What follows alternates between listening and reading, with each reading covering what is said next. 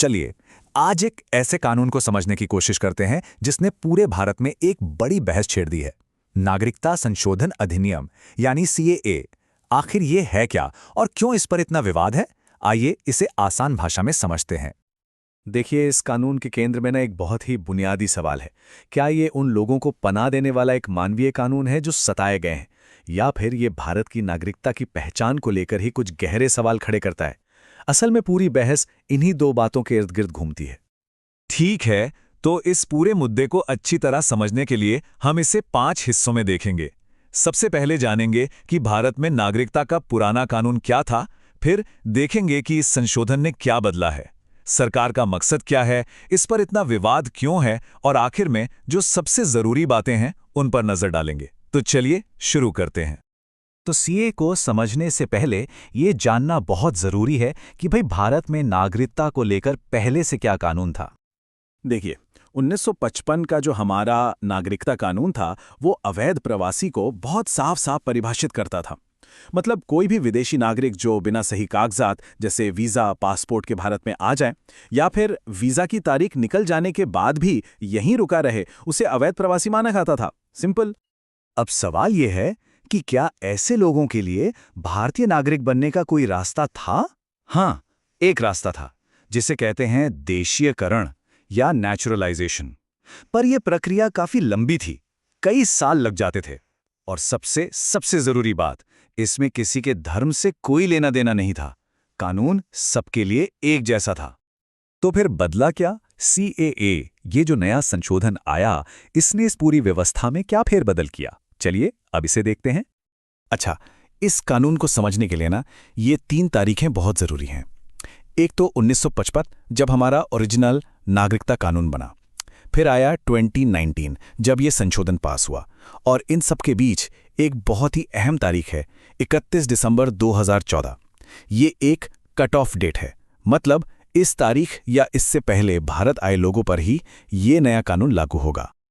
अब यहां देखिए, ये स्लाइड बड़े अच्छे तरीके से फर्क दिखाती है। सीए से पहले क्या था? अवैध प्रवासी। मतलब अवैध प्रवासी चाहे वो किसी भी देश से हो, किसी भी धर्म का हो। लेकिन सीए के बाद कुछ खास देशों से आए, कुछ खास धर्मों के लोगों के लिए ये परिभाषा ही बदल दी गई। और दूसरा बड़ा बदलाव, नागरिकता के लिए जहां पहले 11 साल भारत में रहना जरूरी था, वहीं इन लोगों के लिए ये शर्त घटाकर सिर्फ 5 साल कर दी गई। तो सीधे सीधे कहें तो ये कानून है किसके लिए? ये उन लोगों के लिए है जो 1. इन 6 धर्मों में से किसी एक से हों, हिंदू, सिख, बौद्ध, जैन, पारसी या ईसाई। 2. जो इन 3 देशों से आए हों, पाकिस्तान, बांग्लादेश या अफगानिस्तान। और 3. जो 31 दिसंबर 2014 से पहले भारत आ चुके हों। अब जाहिर है हर कानून के पीछे कोई ना कोई मकसद तो होता है। तो सरकार ने इस कानून को लाने के पीछे क्या वजह बताई, चलिए अब वो समझते हैं। तो सरकार का पक्ष यह है कि इस कानून का मकसद पूरी तरह से मानवीय है। उनका कहना है कि ये उन धार्मिक अल्पसंख्यकों को पनाह देने के लिए है जो पड़ोस के मुस्लिम बहुल देशों में सताए जा रहे थे और भागकर भारत आ गए। ये उन लोगों को नागरिकता देने का एक कानूनी रास्ता है जो सालों से बिना किसी पहचान के यहाँ रह रहे हैं, और इसे एक तरह से ऐतिहासिक गलतियों को सुधारने की कोशिश के तौर पर भी पेश किया जा रहा है। और ये जो कोट आप देख रहे हैं, ये इसी भावना को दिखाता है। मतलब तर्क ये है कि ये बिल उन लोगों के लिए है जो एक बहुत ही मुश्किल जिंदगी जी रहे थे और उन्हें उनके अधिकार वापस दिलाने की ये एक कोशिश है। लेकिन अगर मकसद इतना साफ है तो फिर इस पर इतना बवाल क्यों मचा, इतना विवाद क्यों हुआ? अब देखते हैं सिक्के का दूसरा पहलू, जानते हैं कि इसकी आलोचना क्यों हो रही है। तो जो लोग इस कानून के खिलाफ हैं वो कुछ बहुत ही गंभीर सवाल उठाते हैं। सबसे पहला और सबसे बड़ा सवाल कि क्या नागरिकता देने के लिए धर्म को आधार बनाया जा सकता है? ये पहली बार हो रहा है भारतीय कानून में। आलोचकों का कहना है कि ये हमारे संविधान के आर्टिकल 14 जो सबको बराबरी का हक देता है, उसका उल्लंघन है। एक और बड़ी चिंता यह है कि इसमें मुसलमानों को शामिल क्यों नहीं किया गया। और एक बहुत बड़ा डर इस बात को लेकर है कि अगर इसे कभी एनआरसी यानी नेशनल रजिस्टर ऑफ सिटीजन्स के साथ जोड़ दिया गया तो क्या होगा। और ये कोर्ट इसी विरोध का सार है। आलोचकों का मानना है कि ये सिर्फ एक कानून में बदलाव नहीं है, बल्कि ये संविधान की बुनियाद यानी धर्मनिरपेक्षता और समानता के सिद्धांत के ही खिलाफ है।